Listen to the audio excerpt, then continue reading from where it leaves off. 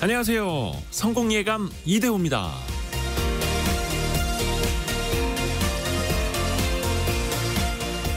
수많은 만남과 관계 속에서 크고 작은 스트레스와 오해, 잘못과 실수가 끊이질 않습니다. 때로는 내가 누군가에게, 때로는 누군가가 나에게 잘못을 저지르고 실수를 할 때도 있죠. 그것의 중요성에 따라서 용서와 처벌의 수위가 달라지겠지만 이것 한 가지는 기억해야겠습니다. 미국의 정신의학자 토머스 사지의 말인데요. 어리석은 자는 용서하지도 잊지도 않는다. 순진한 자는 용서하고 잊는다. 현명한 자는 용서하나 잊지는 않는다. 성공예감 이대호입니다. 시작합니다.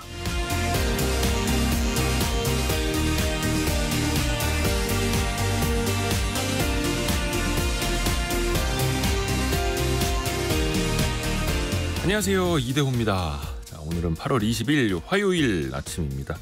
화요일이니까 원탁의 기자들 K 만나는 날이죠. 원탁의 기자들 K와 함께 나눌 두 가지 주제, 그중에 하나는 환율인데요. 어저께 환율이 20원 이상 급락했습니다. 원화가 최근에 강세 기조로 가고 있는데요. 코스피는 근데 좀 조정을 받는 흐름들도 나타나고 있고요. 오늘은 1% 이상 급등을 하고는 있습니다만 증시도 그렇고 환율의 흐름도 그렇고 심상치가 않습니다. 외환 시장에 어떤 일이 일어나고 있는지 같이 한번 점검해 보시죠. 또 미국 대선이 이제 80일도 남지 않았습니다. 11월 5일이죠. 트럼프 전 대통령과 해리스 부통령 두 후보가 어떤 공약들을 내놓고 누가 당선되느냐에 따라서 세계 경제 또 우리 경제에 어떤 영향을 미칠 것인가 같이 점검해 보시죠. 오늘의 경제상식 퀴즈도 나갑니다. 두 글자가 되겠네요. 두 글자. 공정거래위원회에 따르면요. 제품에 결함이 생겼을 때 이것을 하는 건수가 지난해 기준 20% 이상 감소했다고 합니다. 공산품, 의약품, 의료기기 등등이 여기에 다 해당이 되고 있는데요. 전체적인 이것 규모가 줄었어도 자동차 이것은 오히려 6% 가까이 늘었다고 합니다. 특히 배출가스 관련 이 부품들의 결함이 더 많았다고 하는데요. 설계나 제조상에 문제가 생겼을 때 무상수리, 교환, 환불 등의 조치를 취하는 것, 이걸 두 글자로 뭐라고 할까요? 자발적인 것도 있고요. 정부가 강제로 시켜서 하는 것도 있죠. 힌트를 드리자면 다시 불러낸다, 회수한다, 외래어입니다. 우리말로는 이제 한글로 두자, 두 글자가 되겠네요.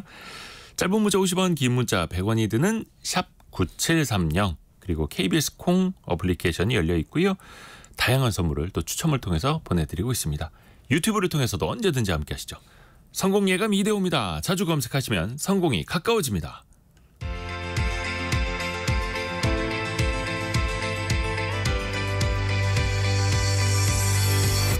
KBS 1라디오 성공예감 이대호입니다. 참 좋은 경제연구소 이인철 소장과 오늘의 경제 뉴스 정리해봅니다. 안녕하세요. 네, 안녕하세요. 밤새 이게 미국장도 좋았고 우리 증시도 출발 상황이 좋네요. 그렇습니다. 미국 증시는 이제 블랙 먼데이는 언제냐라고 할 정도로 좋습니다. 지금 주요 3대 지수가 모두 상승했는데 특히 나스닥과 대형지수제 S&P 500 지수는 8거래일 연속. 올해 들어서 최장기 이제 랠리를 나타내고 있는데요. 일단 금리 인하 기대감이 호재로 작용을 하고 있습니다. 달러 인덱스는 연중 최저로 떨어졌고요. 투자자들의 이목은 현지 시간으로 20일, 23일 있을 23일부터 있을 이제 와이오밍주에서 열리는 이 잭슨홀 미팅에서 과연 제롬 파월 연준 의장이 어떤 발언을 할 것인가. 물론 이제 9월 금리 이제 B컷 인하 가능성은 많이 희석됐지만 그럼에도 불구하고 그 이후에 금리 향방에 대한 어떤 힌트를 얻기 위해서 귀를 쫑긋 세우고 있고요. 오늘 기술주 가운데는 엔비디아가 6일 연속 올랐습니다. 오늘 28일 실적 발표 앞두고 있거든요. 이러면서 마이크로소프트를 제치고 시가총액 2위를 탈환을 했고요. 이 국제 유가는 3% 넘게 떨어졌습니다. 이스라엘이 가자 지구 이제 휴전 협상에 동의했다라는 소식이 전해지면서 서부텍사스산 중진류는 74달러대, 북해산 브렌트유도 77달러대로 내려앉았습니다. 아마 이렇게 이제 금리 인하 기대감이 선 반영되면서 달러 인덱스가 연중 최저를 기록하고 있고 유로화가 8개월 만에 최고. 우리도 지금 원달러 환율이 1,330원대로 떨어져 있는 그렇죠. 상황이거든요. 그러니까 앞으로 발표될 미국의 이제 각종 경제 지표에 따라서 뭐 9월 남은 이제 11월, 12월 미국 FOMC에 의해서 금리를 얼마나 내릴지 인하폭이 얼마나 될지 결정이 날 텐데 아마 이제 발표되는 경제 지표에 따라 좀 들쑥날쑥할 수는 있을 것으로 보이고요.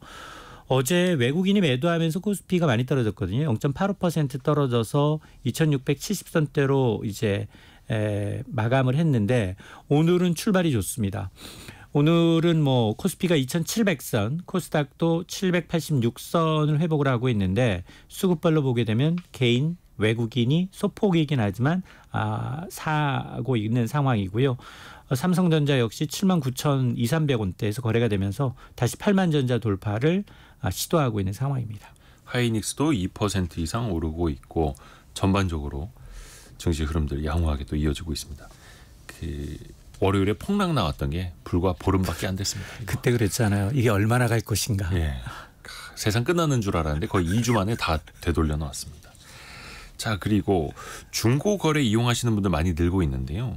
특히 종합소득세를 신고한 중고거래 이용자들이 많다고 하고 매출이 평균 5천만 원에 육박한다고요? 맞습니다.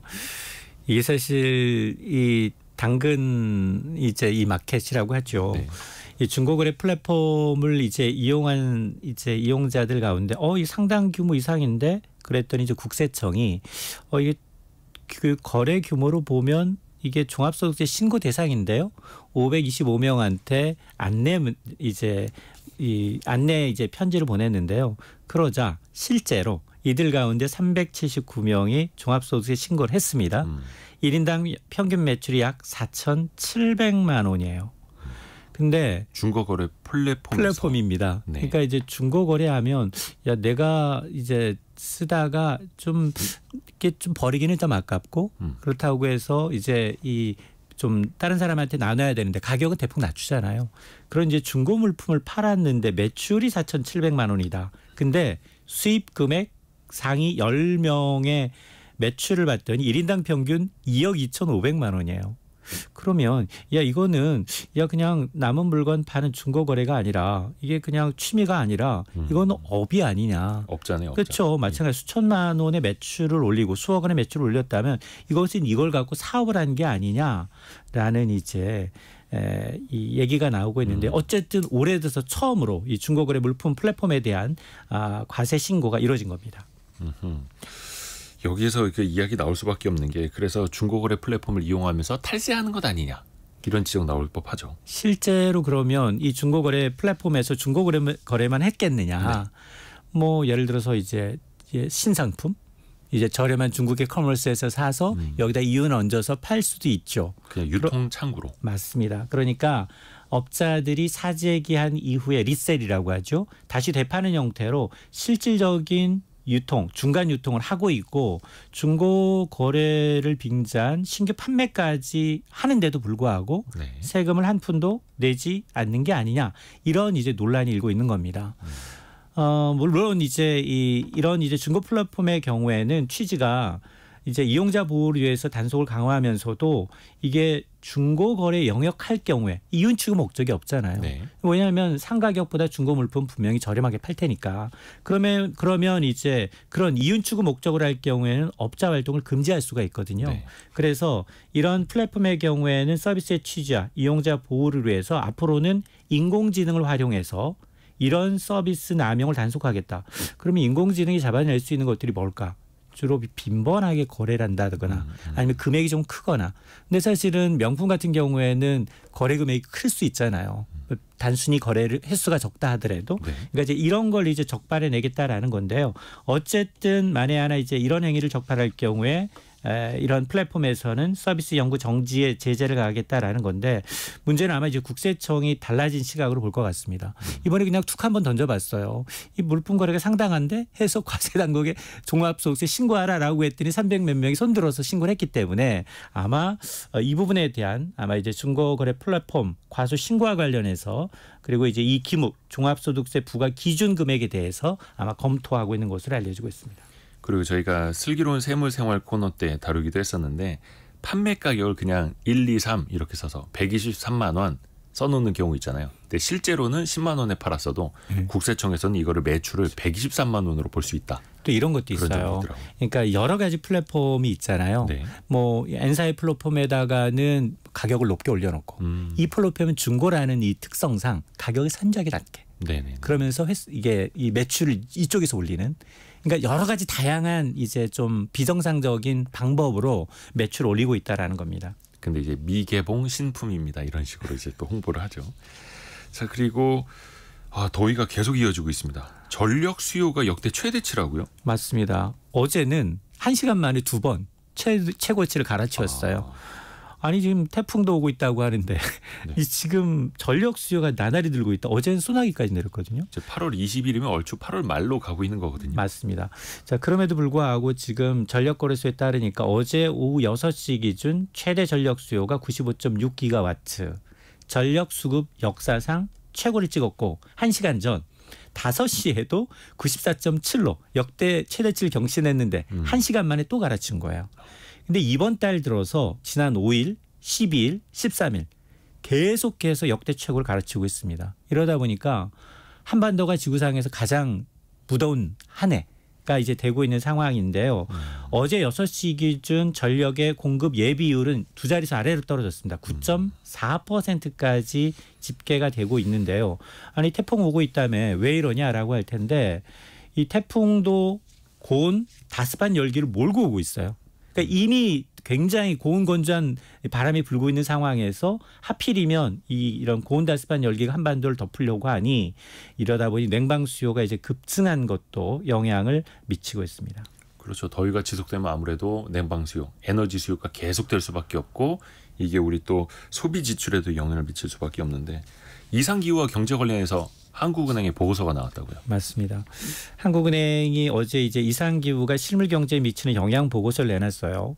기후 변화가 물가도 끌어올리고 또 폭우 폭염 등으로 인해서 산업 생산성은 준다라는 이제 논리인데 물가가 이제 크게 오른 이제 지난해 월별 이제 소비자 물가 상승률에 대한 이상기후가 과연 얼마나 물가를 끌어올렸을까? 약 10%는 이상기후 때문이다라는 겁니다.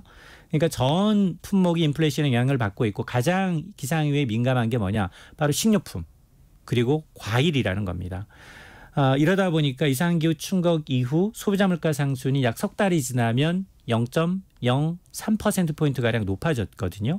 그런데 문제는 뭐냐. 극단적인 날씨 때문에 노동 생산성 떨어져요. 네. 실외에서 작업 못합니다. 35도 넘어가게 되면 건설사업장에서 이제 가림막 설치하고 쉬게 해줘야 되거든요. 그러다 보니 노동 생산성 떨어지죠. 원자재 수급 차질 비전하죠. 재고 유지 비용 높죠. 이러다 보니까 산업 생산성이 1년 뒤에 약 0.6%포인트씩 떨어지게 되는데 가장 타격을 많이 받는 게 농입업, 뭐 농가 그리고 이제 어장, 양식장 같은 경우 이 건설업이 이제 직격탄을 맞고 있다라는 건데요. 앞서 한국은행이 어떤 얘기를 했냐면 폭염으로 일시적으로 기온이 오르게 되면 온도가 1도만 올라도 농산물 가격은 0.4에서 0.5%가량 뛸 수밖에 없는데 네. 그 여파가 6개월가량 지속된다라는 겁니다. 또 하나가 저희가 원탁의 기자들 시간대도 뭐 금리 관련해서도 이야기를 또 하겠습니다만 금리가 고점일 때 채권을 사야 한다. 그리고 최근에도 금리가 내려오고 있는 와중에 채권 가지고 평가 이익 보는 분들 많거든요. 네, 그래서 채권 투자 또 옆에서 권유하는 사람들도 나타나고 있고. 근데 금감원이 주의를 당부했어요. 맞습니다. 채권 여러 가지가 있잖아요. 예. 국가에서 발행하는 국채도 있을 수 있고 기업이 발행하는 채권도 있을 수 있고 은행이 발행하는 여러 가지가 있는데 우리 이런 얘기했어요. 몇 년 전에 이 독일 망하지 않은 한 독일 국채 망하지 투자해서 손해 봤거든요. 그 마이너스 금리 맞습니다. 기록했던 적이 맞습니다. 있었죠. 근데 마찬가지예요. 채권이 주식보다 안전자산인 건 맞습니다. 근데 원금 보장형 상품은 아니다라는 겁니다. 이걸 이제 경각시키는 이제 이 주의가 필요하다라는 얘기인데요. 근데 보니까 개인 투자자들 이 통화정책 전환 기대감으로 지금이 금리 고점이다라고 해서 매달 4조 원 가량 국내 채권을 사들고 있다는 겁니다.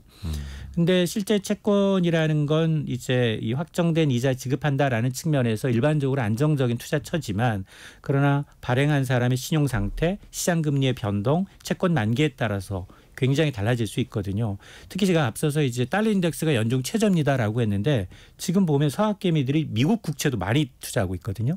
근데 문제는 뭐냐? 미국 투자는 국채에서 이득을 얻어도 환율 변동에 따라서 또 손해 볼 수 있어요. 여기에다가 경제 상황 그리고 이제 만기가 되기 전에 채권 팔 때는 시장 금리 수준에 따라서 투자 손실이 발생할 수 있기 때문에 주의하셔야 합니다. 네.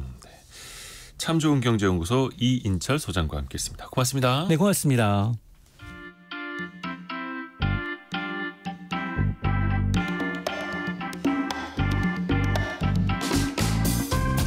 지금 여러분께서는 KBS 일라디오 성공예감 이대호입니다를 듣고 계십니다.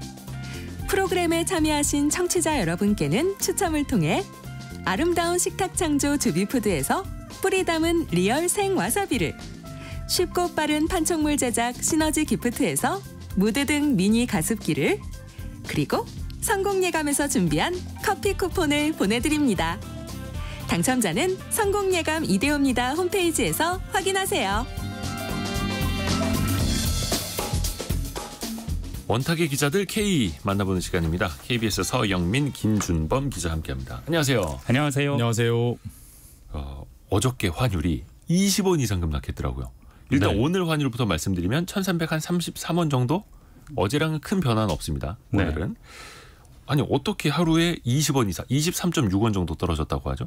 저도 계속해서 말씀드릴 때 1,360원대, 70원대에서 계속 오가고 있습니다. 이 멘트를 거의 몇 달 동안 한 것 같아요. 네. 그런데 이제는 1,320원대까지도 30원대죠.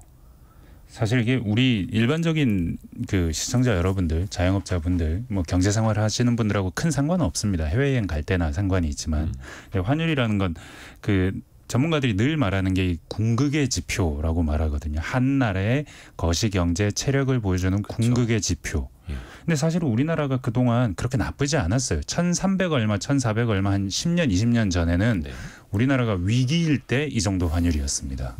근데 지금은 거의 한 1, 2년 이상 1,350원 위쪽에 왔다 갔다 하면서 계속 1,300 그렇죠. 이게 1,200, 1,300 이게 노멀인 것처럼 됐어요.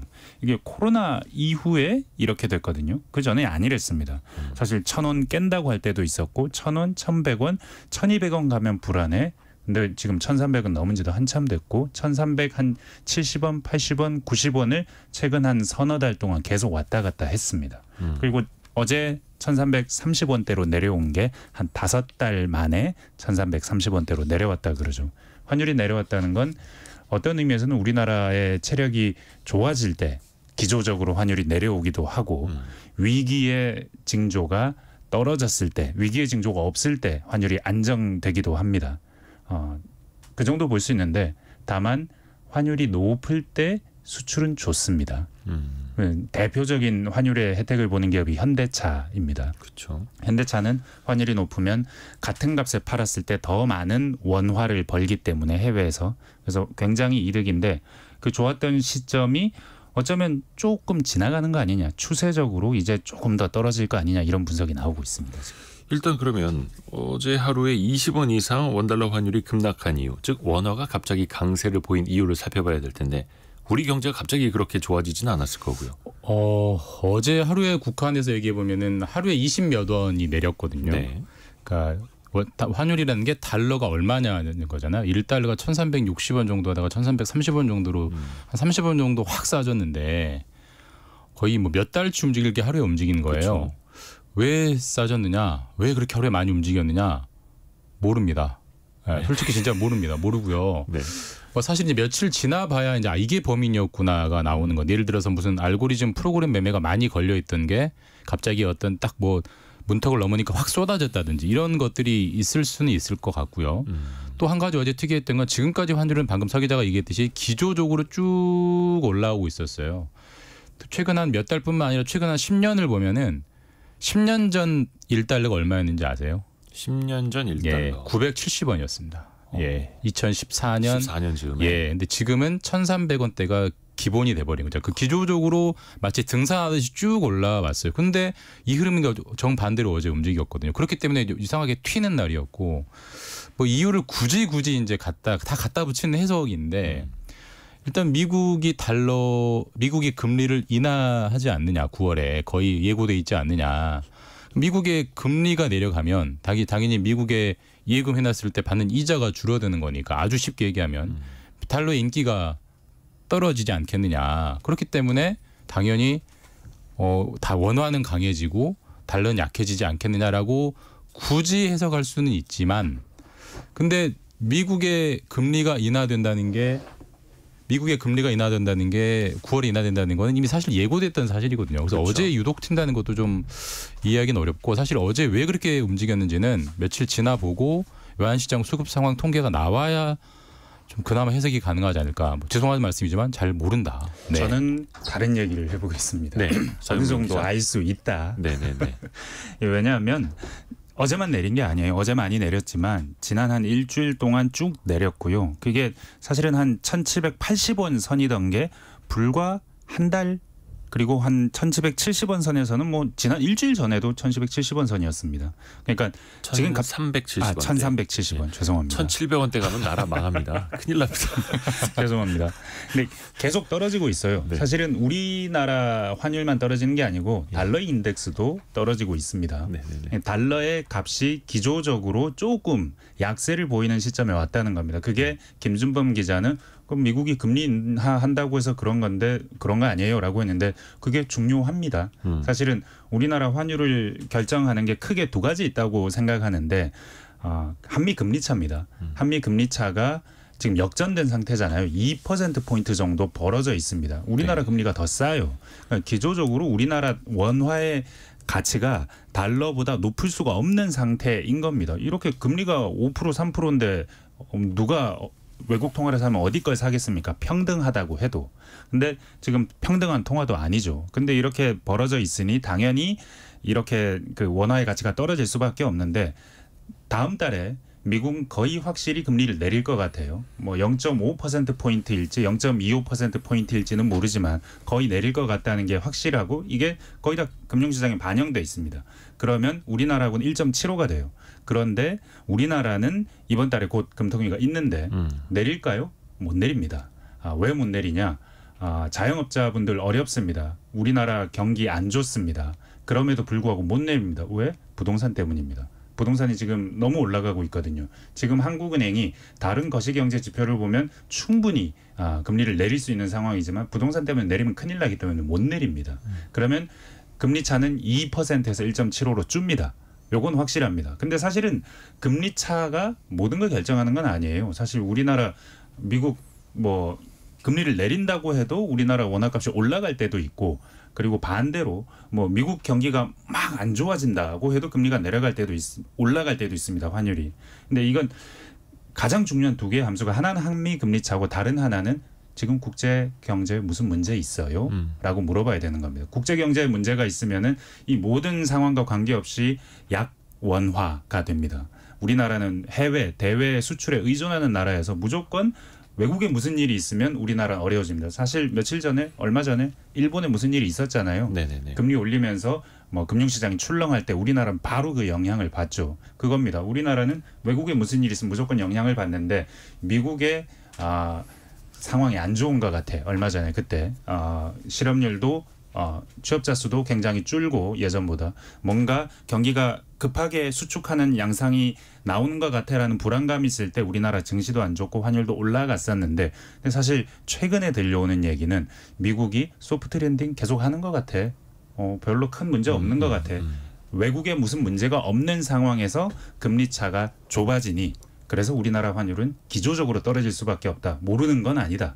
라고 생각합니다. 이게 이제 그 현상적으로 되게 굉장히 재밌는 게 네. 달러 스마일이라는 용어가 있어요. 그러니까 달러 스마일. 그러니까 이제 우리가 미소를 지으면은 양쪽 꼬리가 올라가고 가운데는 축 처지는 그런 모양이 나오잖아요. 그러니까 세계 경기, 미국 경기가 굉장히 좋을 때는 달러가 당연히 인기가 많아지니까 달러의 환율이 올라갑니다. 반대로 미국 경기가 굉장히 안 좋을 때는, 그러면 그때는 사실 원래는 미국 경기가 안 좋으니까 미국의 돈인 달러의 가치도 내려가야 되지만 그때는 또 달러가 안전자산이라고 해서 달러를 많이 샀습니다. 위험하니까 안전한 통화를 사자. 굉장히 좋지도 않고 굉장히 안 좋지도 않고 약간 애매할 때, 고만고만할 때, 평화로울 때, 그때는 사람들이 안전한 건 재미가 없으니까 위험한 걸 찾거든요. 그럴 때는 이제 달러보다는 다른 위험 자산을 찾는다. 그래서 경기가 아주 좋지도 않고 아주 나쁘지도 않고 고만고만할 때는 달러가 좀 내려가는 경향이 있는데, 지금은 약간 여러 가지 지표들이 어떤 거는 경기 침체라는 지표가 나오고 어떤 것도 침체가 아니고 괜찮다는 지표들이 막 혼조돼서 나오거든요. 그런 상황이기 때문에 달러가 조금 내려가는 게 아니냐, 이렇게 좀 사후적으로 해석할 수 있고요. 그럼 저희가 한 2-3달 전에 한 가지 얘기했던 주제인데, WGBI, 그러니까 세계 채권 지수에 한국이 이제 9월에 편입될 수도 있어요. 근데 세계 채권 지수에 들어가면은 거기서 움직이는 돈이 한 2,500조 원 정도 되거든요. 근데 우리나라의 외환 보유고가 한 4,000조 원 정도 돼요. 그러면 우리가 WGBI에 편입이 되면 우리나라에 새로 들어올 달러가 한 100조 정도 된다고 예상이 되는데, 크게 잡으면 어차피 9월에 한국은 WGBI 세계 국제지수에 편입될 거니까 한국의 달러를 좀 미리 넣어봐도 되겠네. 그런 것들이 선반영돼서 달러 큰 손들이 한국의 달러를 좀 집어넣고 있다라는 뭐 사후적인 해석도 있는데, 너희 그렇게 잘 알면 사전에 맞춰보지 그랬느냐? 그건 제가 말씀드렸지만 못 맞추고요. 사후적으로 현상이 나타나니까 이럴 수도 있고 저럴 수도 있다라는 여러 가지 견해 중에 그런 것들이 있다. 네, 말씀드립니다. 어찌됐든 간에 달러 지수 자체가 이제 약세로 가고 있고, 달러 자체가 한 2달 전까지만 하더라도 달러와 지수가 106이던 게 현재는 101까지 많이 떨어졌습니다. 글로벌 6개 통화를 상대로 이제 지수를 만드는데 그 달러 지수가 최근에는 약세다. 그러니까 뭐 당연히 미국의 금리 인하 가능성을 반영을 하면서 달러와는 지금 약세, 당연히 또 원화는 강세 가고 있는 걸 테고요. 이 와중에 금값은 계속해서 강세더라고요. 역시 달러화가 좀 약세를 띠면서 그 달러를 가지고 투자하는 금은 또 강세다, 또 이렇게 봐야 될까요? 안전자산, 안전자산 선호 심리, 세계 경기가 뭐 그렇게 좋게 가지 않을 것 같다라는, 미국 경기 또 둔화되고 하면 그런 기조적인 흐름도 역시 있는 것이고, 여기서 그 모든 것이 예측한 대로만 된다면 금값은 계속 올라가고, 그리고 달러 값은 계속 내려갈 겁니다. 예측한 대로 소프트 랜딩을 하면서 조금씩 꺼지고 미국도 금리를 조금씩 내려가고, 그 사이에 세계 경제 주요 플레이어들 사이에서는 큰 일이 일어나지 않고 우리나라의 수출은 그대로 뭐 하던 기업들은 잘 되고, 이런 상황이라면요. 근데 그렇게 간다면 기조적으로 달러 값은 내려갈 것이고 금값은 서서히 올라갈 것이고, 그런 걸 예측해 볼 수 있지만 사실 그 방금 김 기자도 말했지만 예측할 수 없다는 거 아닙니까? 무슨 일이 일어날지 알 수 없다는 거 아닙니까? 그러니까 사실 환율이라는 건 선행지표라기보다는 모든 것의 결과물 아닌가라는 생각도 들고요. 또 세계 그 외화 이야기할 때 엔화가 최근에 빠지질 않습니다. 아주 큰 일이 있지 않았습니까? 2달 전까지만 해도 달러당 161엔대 엄청나게 약세를 이어가다가 8월 5일이었죠. 142엔대까지 그냥 수직으로 떨어졌습니다. 그러니까 그만큼 엔화가 약세에서 갑자기 강세로 돌아선 거죠. 이것도 좀 특이해요. 사실 이제 엔화가 그 다시 강세로 돌아선 이유는 이제 최근에 심지어 일본이 금리 인상이라는 거를, 말도 안 되는, 일본이 심지어 일본을 올리는 그런 충격적인 일이 있었잖아요. 그러니까 드디어 일본이 금리를 올리는구나. 일본이 금리가 올리면 당연히 일본 돈의 값인 엔화가 좀 올라가는 거니까 엔화가 좀 강해지는 경향이 있는데, 뭐 거기까지는 설명이 되는데, 최근에 일본 은행의 총재가 우리가 금리 잠깐 올려봤더니 큰일 나겠어요. 사실 니케이 지수 엄청나게 빠지기도 했잖아요. 안 올릴래요라고 안 올리겠다고 했거든요. 자, 그러면은 엔화가 다시 좀 약해져야 되는데, 논리적으로만 보자면 안 그래요. 그러니까 이게 환율이라는 게 한 가지 원인으로 도저히 설명이 안 된다는 걸 보여주는 건데, 그러니까 사실 지금 제가 이제 보는, 제 견해고 틀릴 수도 있지만 최근에 기시다 일본 총리가 연임하지 않겠다고 했잖아요. 그러니까 일본이 이제 리더십이 교체되는 거란 말입니다. 그것도 환율에 약간 영향이 있지 않느냐. 사실 일본의 환율이 지속적으로 엔저를 꾸준하게 추진해왔던 정치인이 있죠. 고 아베 총리입니다. 아베는 네. 엔화가 약해야 일본이 산다라고 엔화를 지속적으로 눌러왔던 정치인이고 아베 본인이 총리를 하거나 혹은 아베가 미는 아베 파가 총리를 할 때는 늘 환율이 떨어져 왔어요. 엔화의 환율이. 근데 기시다 총리는 약간 결이 달랐습니다. 엔화를 너무 약하게 하는 건 도움이 안 된다. 금리도 좀 올려야 되고 엔화도 적당하게 환율을 유지해야 된다고 하면서 조금 엔화가 다시 강해지는 경향이 최근에 두세 달 있었는데 그랬던 기시다 총리가 다시 물러난다고 하니까 다시 아베 총리와 같은 기조를 가진 정치인이 득세하는 거 아니야? 이런 시장 해석도 있는 것 같고 어쨌든 뭐 여러 가지 요인들이 좀 섞이면서 지금은 좀 막 약해지다가 다시 조금 강해지다가 앞으로 어떻게 되느냐 약간 어떻게 될지 모르겠다 뭐 혼조세다 이렇게 보는 것 같아요. 사실 엔화가 원화 대비 940원 뭐 이렇게까지 네. 갔다가 지금 다시 910원으로 떨어졌습니다. 네. 이렇게 산을 그리고 내려왔어요. 최근에 보면. 근데 사실 일본이 왜 저러냐. 일본 잘 나가지 않느냐. 니케이도 사상 최고고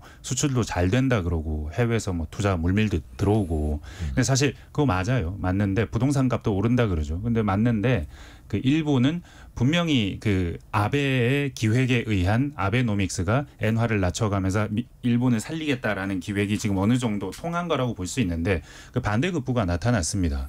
내수가 안 좋아요. 양극화가 벌어졌습니다. 왜냐하면 코로나 이후로 그 수입 물가는 많이 올랐는데 근데 수입 물가가 오르면서 그 일본 내부에 사는 사람들의 살림살이는 팍팍해진 겁니다. 수출은 엔저가 되니까 돈을 더 많이 버는데 이 둘 사이의 갭이 너무 커졌어요. 그래서 기시다가 왜 물러나느냐. 지지율이 낮으니까요. 10몇 %입니다. 그러니까 뭐 자민당 총재가 10몇 % 되면 무조건 나와야 되는 거예요. 그러니까 총리가 내려와야 되는 겁니다. 왜 내려와야 되느냐? 수출 잘 되는 거는 수출 기업들 좋고 수출 기업에 다니는 일부 사람들 좋은 건데 대부분의 일본 사람들은 여전히 실질 임금이 몇 년 전에 대비하면 떨어지고 있는 상태고 그런데 부동산 값 오르고 물가 올라가니까 못 견디겠는 겁니다. 그래서 내수 경기가 너무 안 좋다고 들들들 볶다 보니 기시다는 물러나게 되는 겁니다. 근데 사실은 이 수출을 잘하면 모든 경제가 좋아지느냐. 우리나라도 좋아질 것 같지만 아닙니다. 지금 들으시는 지금 청취자분들도 우리나라 올해 수출 되게 좋습니다. 성장률은 2.6 나올 거랍니다. 근데 살림살이 작년보다 좋으십니까? 아니거든요. 수출과 내수는 다르게 갈 수 있습니다. 분리가 될 수 있고 양극화될 수 있는데 그게 지금 한국에서도 일본에서 벌어지는 일이기 때문에 이런 현상이 나타나지 않나 싶네요. 또 최근에 엔화가 급격하게 강세로 보이면서 기존에 엔화 약세에 베팅했던 헤지 펀드들이 또 부랴부랴 네. 포지션 청산하고 다시 이번에는 엔화 강세에 베팅한다 이런 이야기도 나오고 있고 원화에 대해서도 그런 얘기가 나오고 있습니다. 그런 포지션 청산이 되면서 계속 기조적으로 좀 떨어지고 있다. 더 이상 올라가지 않을 것 같다라는 예상 때문에. 그래서 환율이라는 게 참 그 방향도 중요하고 속도는 더 중요하고 또 쏠릴 때는 또 투기 세력까지 같이 붙으면서 더 빨리 쏠리게 되는 거고요. 앞에서도 잠깐 그 금리 이야기를 해주셨는데 임수성 님이 부동산 문제가 정리돼야만 금리도 정상으로 돌아올 거라고 이야기를 해주셨는데 지금 우리나라 물가 상승률도 이제 2%대로 예. 진입이 됐고 미국도 뭐 9월에 금리 인하할 것이다라는 전망이 뭐 지배적이고 네. 그럼 우리는 8월 아니면 10월인데 한 달 전에 올릴 거냐 한 달 뒤에 내릴 거냐 그러니까 한 달 전에 내릴 거냐 한 달 뒤에 내릴 거냐 이 포인트 아니겠습니까? 늘 우리가 금리를 올리거나 내리거나 미국을 확인하고 움직였죠. 뭐 늘은 아니고 뭐 그랬던 지난번 경향이 매우 인상할 때는 많죠. 오히려 더 빠르게 먼저 올리기도 했었어요. 그래서 저는 지금 상황에서는 금리를 아까 서 기자 말처럼 이번 달에는 내리는 용기는 없을 것 같고 미국이 내리는 거 보고 그다음에 이제 확인하고 움직이려고 하지 않을까. 그러니까 그렇게 따지면은 10월 확률이 더 높아 보이고 시장에 뭐 채권 전문가들의 너희 한번 8월이냐 10월이냐 찍어봐라 했을 때도 10월이 훨씬 많은 것 같긴 해요. 네. 사실 내려도 되느냐. 말씀드렸지만 자영업자 상황 안 좋고 내수 상황 안 좋고 여러모로 우리 그 얼마 전에 일본에서 이벤트가 한 번 있었잖아요. 네. 환율 때문에 출렁출렁하면서 우리 코스피가 확 빠졌습니다. 일본도 10% 이상 빠졌죠. 니케이가. 근데 일본은 그 다음날 바로 다 올라갔어요. 우리는 그렇게 안 올라갔어요. 네. 여전히 그 수준이 아닙니다.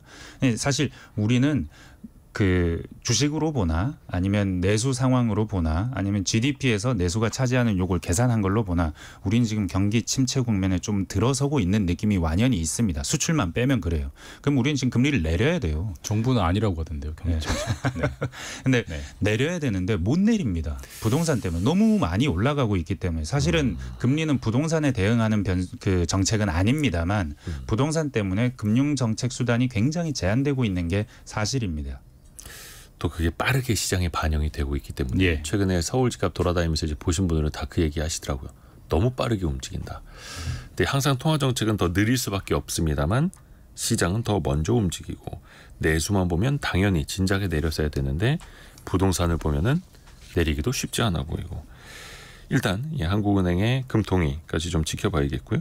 저희가 두 번째 이슈로 넘어가기 전에 경제상식 퀴즈 한 번 더 내드리겠습니다. 자꾸 이 가족분들을 이걸 해달라고 하시는 분들 많은데 제품에 문제가 생겼을 때 업체를 이제 다시 부르는 이 업체에서 그거 하자 문제가 생겼으니까 수리 교환 환불해드릴게요 가져오세요라고 하는 방식. 요게 이제 경제상식 퀴즈 두 글자 정답인데 최명희님, 김혜영님, 이윤진님 자꾸 이제 본인의 남편, 아내 이런 분들 이걸 해달라고 하시는데요. 저희가 이거 오은영 박사님을 섭외할 수도 없고 자, 대표적인 게 자동차입니다. 자동차. 국토부가 운영하는 자동차 이것 센터가 있는데요. 최근에 또 완성차 업계가 배터리 제조사 공개하고 있죠. 그걸 확인할 수 있는 것도 자동차 이것 센터이기도 합니다. 아까 이현식 님이 정답 맞춰주셨고요. 제 차가 10년 된 차인데 이번에 이것 연락을 받았습니다. 문제가 생겨서 10년이 지난 뒤에라도 연락을 해주니 감사했어요. 사후관리 괜찮네요. 옛날에 사랑도 이것이 되나요?라는 영화가 있었죠. 있습니다. 잭 블랙 나오는 영화가 하나 있었습니다. 그래서 4422님 남편도 이것이 되나요? 이종섭님 아내도 이것이 되나요? 자, 화목한 가정을 위해서 짧은 문자 50원 긴 문자 100원이 드는 샵 9730이나 KBS 콩으로 정답 두 글자 보내주시면 됩니다. 오늘의 움직임에 주목하고 세상의 흐름을 놓치지 않습니다. 여러분의 내일을 응원하며 성공의 열쇠를 함께 찾아갑니다. 성공예감 이대호입니다.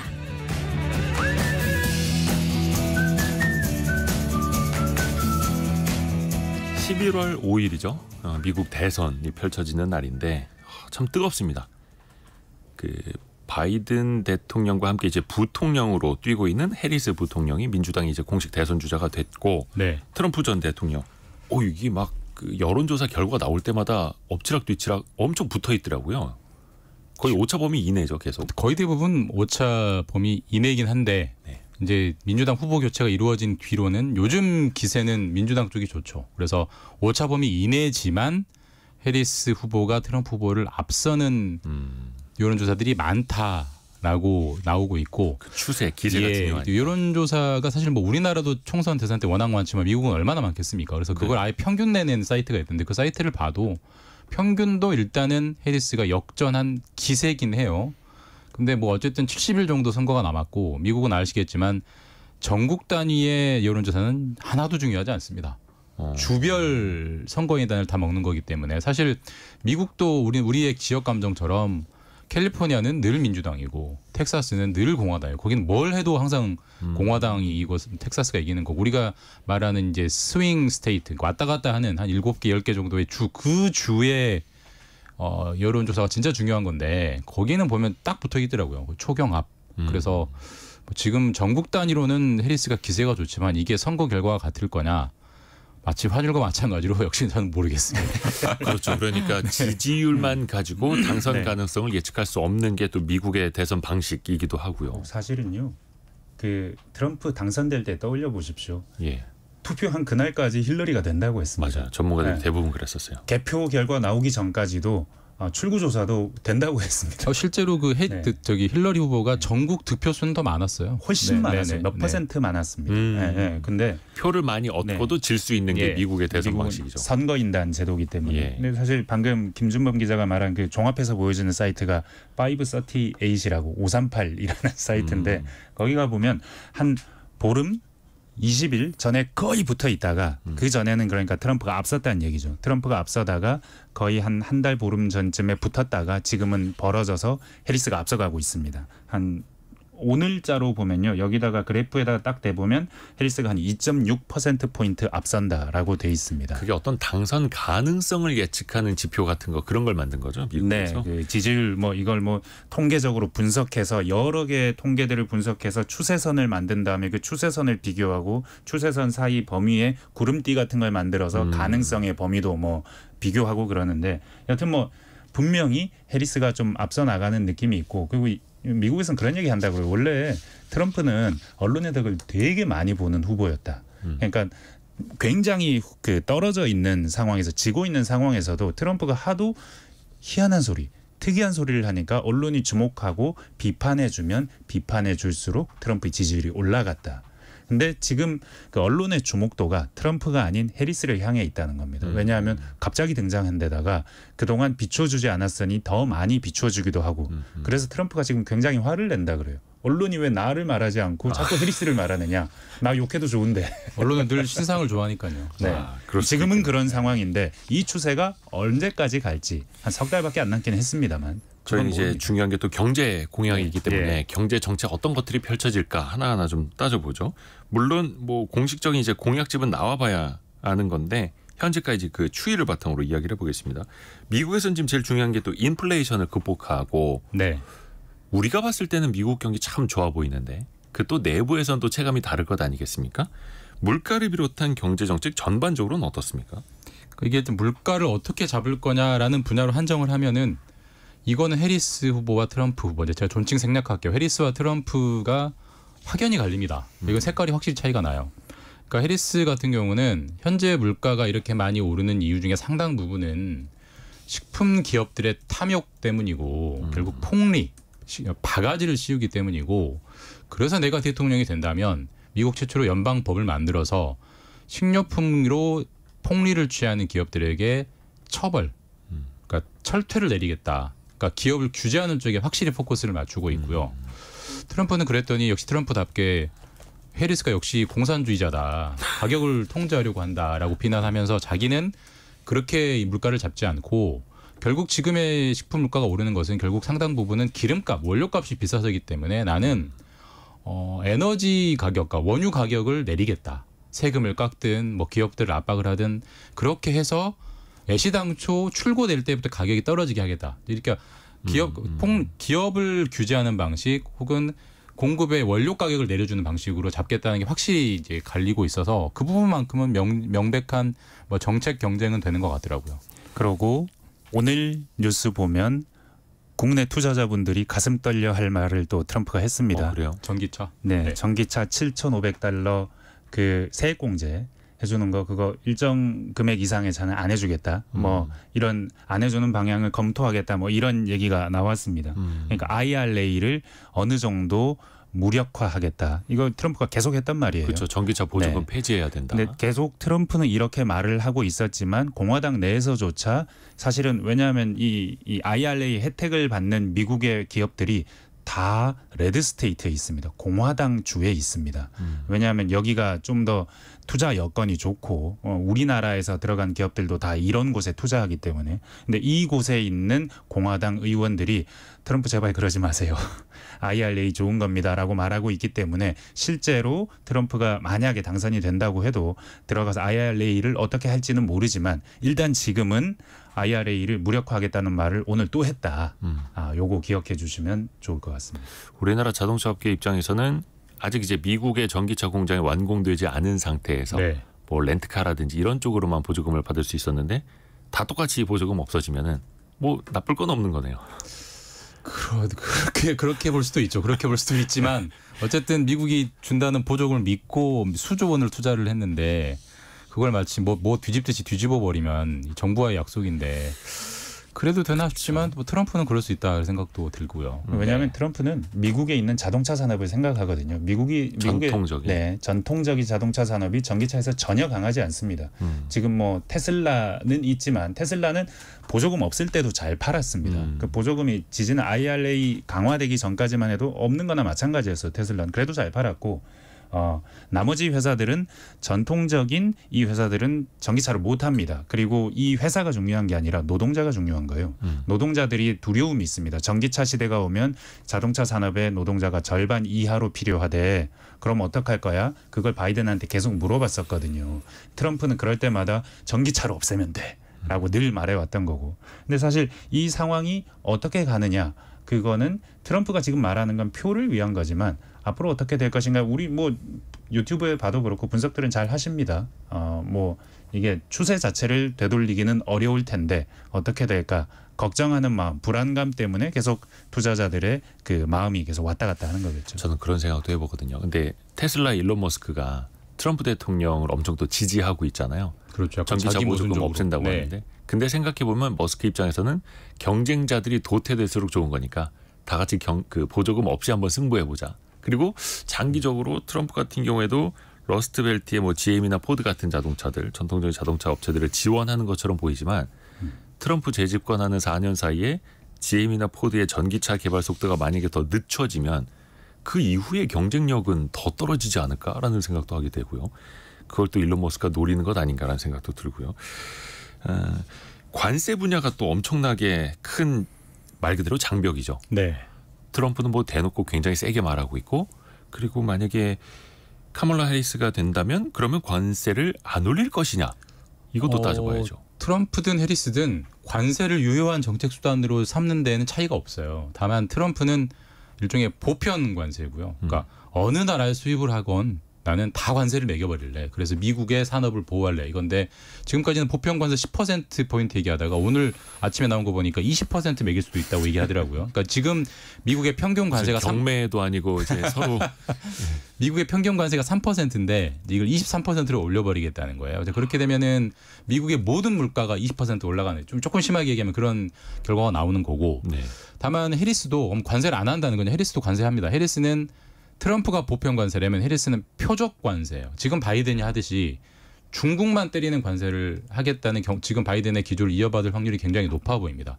지금 중국이 싸게 파는 중국의 전기차, 중국의 태양광 패널, 중국이 가격을 너무 싸게 내놓아서 시장을 어지럽히고 있으니 너희는 관세 맞아야 돼. 이렇게 할 텐데 어쨌든 트럼프든 해리스든 관세를 지금보다는 더 높일 확률이 높은데 그렇게 되면은 중국은 맞고 가만히 있겠어요. 그 관세를 맞는 나라도 당연히 다 보복 관세를 하거든요. 그렇게 되면은 세계 전체적인 교역량이 줄어드는 거고 전체적인 교역량이 줄어들면 전체적인 경기 침체 쪽으로 가는 거고 우리한테는 전혀 도움 안 되는 거죠. 그렇죠. 그래서 이거는 굉장히 우리에게는 어두운 뉴스고 걱정스러운 뉴스여서 근데 뭐 빼나갈 방법은 없고 사실 우리나라 전기차가 이제 우리나라 자동차가 관세를 맞게 됐을 때 어떻게 할 거냐. 우리가 미국에게 큰 소리 쳐서 너 왜 우리한테 관세 매겨? 우리도 매길래 이렇게 맞받아칠 수 있을 거냐.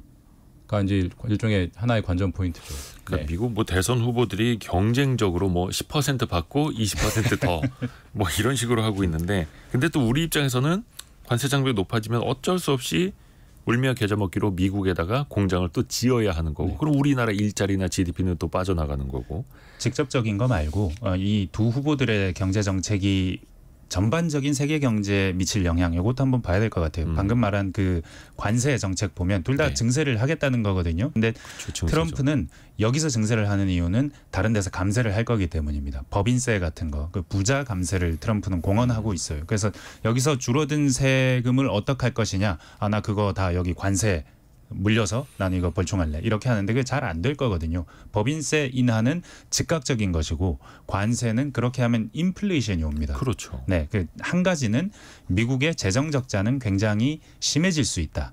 누가 되든 왜냐하면 바이든 행정부 역시 증세는 하겠다고 했어요. 그 여러 가지 쓸 돈이 많으니까. 근데 증세를 제대로 못했어요. 부자 증세를 하겠다고 했는데 제대로 못했습니다. 해리스도 부자 증세 공약은 하고 있지만 그건 제대로 하기 힘들 겁니다. 그렇게 되면 해리스는 굉장히 국가 기관 산업 투자를 많이 하는 바이든 노선을 그대로 따라갈 거고 그렇다면 쓸 돈은 많은데 증세를 못하니 여기도 재정 적자가 더 심해질 것이고 지금도 엄청 심하다고 합니다. 미국 몇 년 만에 최고치다 뭐 이러는데 근데 트럼프 역시 저건 잘못된 거야. 국가가 저런 식으로 투자하면 안 돼라고 하지만 감세를 너무 많이 할 거기 때문에 트럼프 역시 재정 적자를 유발할 겁니다. 그렇게 되면 미국은 점점 재정 적자, 빚더미가 계속 더 많이 굴러갈 거예요. 이 상황이 세계 경제에 어떤 영향을 미칠 것이냐. 요거 생각해 보면 약간 환율 측면에서도 세계 경제 측면에서도 불확실성은 조금 더 커지는 방향으로 미국이 빚을 점점 늘려가기 때문에 이 상황에서 생각해 볼 것도 있을 것 같습니다. 또 하나 정말 많이 차이가 나는 게 이제 에너지 정책인데 이건 이제 많이 알려져 있습니다. 그렇죠? 뭐 네. 해리스 부통령 같은 경우는 바이든 행정부의 그 정책을 계승을 할 테고요. 친환경 산업을 육성하는 거.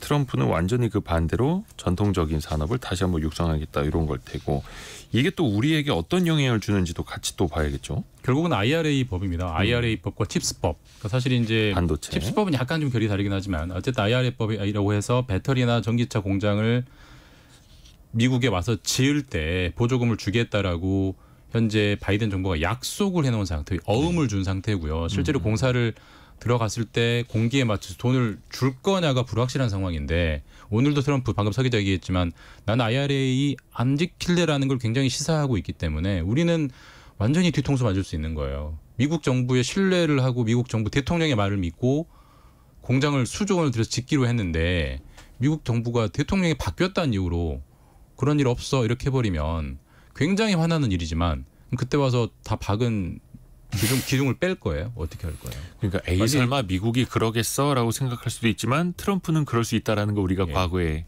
봤죠. 그게 우리나라 투자자들 우리 국장에도 반영되고 있습니다. 예. 그 해리스가 등장할 때 그 죽어가던 그 친환경 에너지, 신재생 에너지주들이 급등했었습니다. 예. 그리고 해리스가 지금 추세가 좋으니까 이 주가들이 꽤 괜찮아요. 근데 만약에 트럼프가 어느 순간 다시 올라가면 우리나라 뭐 신재생 에너지주들은 다시 또 급락할 겁니다. 이거 굉장히 그 변동폭이 커지고 있는 상태. 미국 보면서요. 그러고 있습니다. 그러게요. 그러다 보니까 우리 기업들도 마찬가지로 일단 시간을 두면서 속도 조절을 할 수밖에 없는 거고 네. 가뜩이나 반도체 공장 같은 경우에도 TSMC도 미국에서 어떤 생산성이나 노동 방식에 따른 문제 때문에 네. 1, 2년 정도는 우리가 생산 시기를 늦출 수밖에 없다. 이렇게 슬슬 또 발을 이야기. 빼려고 하는 거죠. 네. 정말 안개 속입니다. 벌써 시간이 다 됐는데 9611님 너무 재밌어요. 이런 경제 이야기가 이렇게 보내주셨습니다. 3346님은 들을수록 귀가 열리는 것 같아서 시간 되는 대로 청취하고 있습니다. 감사합니다. 우리 두 분 덕분입니다. KBS 김준범, 서영민 기자 함께했습니다. 고맙습니다. 감사합니다. 시간이 더 빠르게 지난 것 같네요. 2부에서는 저희가 창업 트렌드로 돌아오는데요. 지난번에 비수도권 지역에 이어서 이번에는 이 레드오션 서울 지역에서 창업하려면 어떻게 해야 하는지 같이 한번 알아봅니다. 뉴스 들으시고요. 10시 5분에 다시 뵙겠습니다.